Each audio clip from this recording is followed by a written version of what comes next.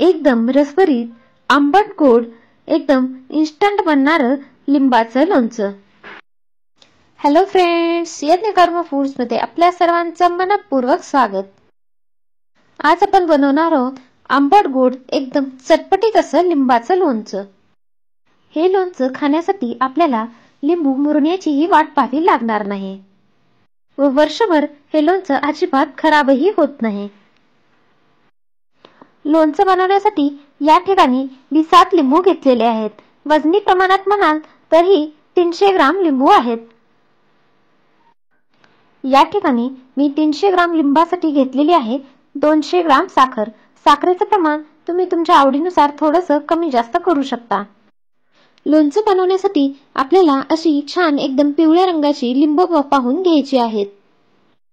आपल्याला हिरव्या रंगाची लिंब लोणच्यासाठी घ्यायची नाहीत.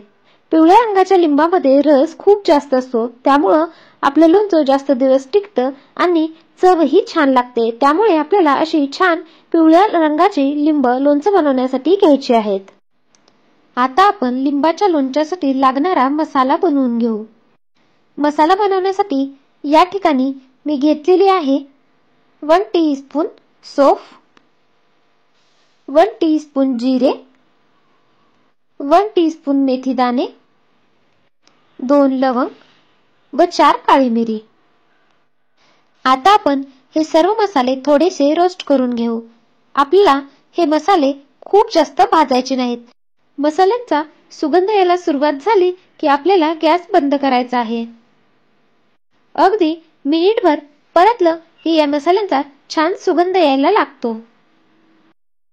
आता आपल्या मसाल्यांचा छान सुगंध यायला लागलेला आहे. आता आपण गॅस बंद करून हे थंड व्हायला ठेवून देऊ. मसाले थंड झाले आहेत. आपण आता या मसाल्यांची थोडीशी ओबडधोबड पूड बनवून घेऊ. या ठिकाणी मी मसाल्यांची पूड बनवून घेतलेली आहे. आता आपण लोणच्यासाठीचा एक मसाला बनवून घेऊ. या ठिकाणी मी रोस्ट करून घेतलेले मसाले वाटून घेतलेले आहेत. आता आपण यामध्ये ऍड करून घेऊ काळं मीठ, लाल तिखट व 1/2 टीस्पून हळदी पावडर. आता आपण हे सर्व जिन्नस व्यवस्थित मिक्स करून घेऊ. या ठिकाणी आपला लिंबाच्या लोणच्याचा मसाला बनून तयार आहे.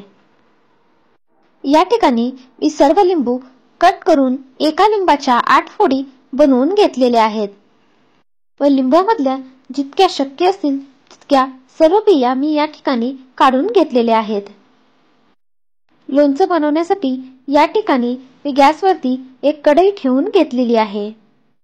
आता आपण कढईमध्ये साखर घालून घेऊ.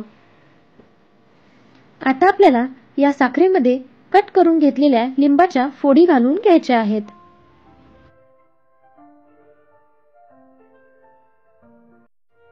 आता आपल्याला या लिंबाच्या फोडी साखरेमध्ये व्यवस्थित मिक्स करून घ्यायच्या आहेत.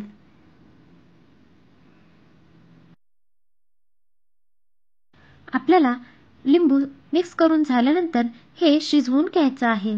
लिंबामध्ये पाणी असल्यामुळे आपली साखर वितळली जाते. यामध्ये इतर कुठलेही पाणी घालण्याची आपल्याला गरज पडत नाही.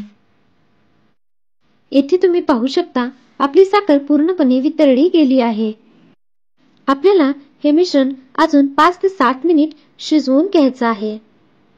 या साखरेचा एक तारी पाक होईल इथपर्यंत आपल्याला हे मिश्रण शिजवून घ्यायचं आहे. आपल्याला ही साखर व लिंबाच्या फोडी खूप जास्तही शिजवायची नाहीत, अन्यथा साखरेचा खूप जास्त घट्ट असा पाक होईल व आपल्या लिंबाच्या फोडींची सालही खूप जास्त कडक होईल. लिंबांच्या फोडीच्या सालीचा रंग थोडासा बदलला की आपल्याला समजून जायचं आहे की आपल्या फोडी व्यवस्थित पाकामध्ये शिजल्या गेलेल्या आहेत. या ठिकाणी आपला व्यवस्थित असा पाक बनलेला आहे. आता आपण यामध्ये घालून घेऊ बनवून घेतलेला मसाला. आता आपण हा मसाला लिंबांच्या फोडीमध्ये व्यवस्थित मिक्स करून घेऊ.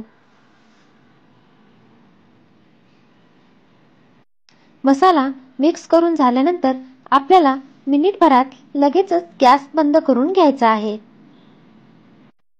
या ठिकाणी तुम्ही पाहू शकता आपल्या लोणच्याला किती सुरेख असा रंग आलेला आहे। या ठिकाणी आपलं एकदम ज्युसी, आंबट, तिखट, गोड एकदम चटपटीत असं लोणचं बनून तयार आहे। आपल्याला हे लोणचं पूर्णपणे थंड झाल्यानंतर काचेच्या बरणीमध्ये भरून ठेवायचं आहे। आपल्याला हे लोणचं थंड करायला ठेवल्यावर यावरती कुठलीही प्लेट वगैरे झापायची नाही। जेव्हा तुम्ही ती प्लेट उघडाल त्यावेळी त्यावरती जमलेलं पाणी आपल्या लोणच्यात पडू शकतं व त्यामुळे आपलं लोणचं खराब होऊ शकतं। त्यामुळे आपल्याला हे लोणचं उघडं ठेवूनच थंड करून घ्यायचं आहे। या ठिकाणी आपलं लोणचं संपूर्णपणे थंड झालेलं आहे। आता मी हे लोणचं एका काचेच्या बरणीमध्ये भरून ठेवणार आहे।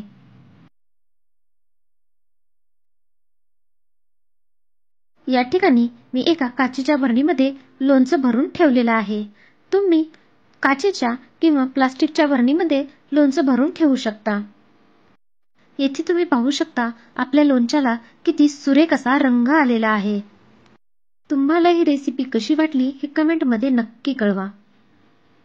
आणि जर तुम्हाला ही रेसिपी आवडली असेल तर चॅनलला लाईक करा, शेअर करा आणि सबस्क्राईब करा। धन्यवाद। पुन्हा भेटू अशाच नवनवीन रेसिपी सोबत। तोपर्यंत बाय बाय।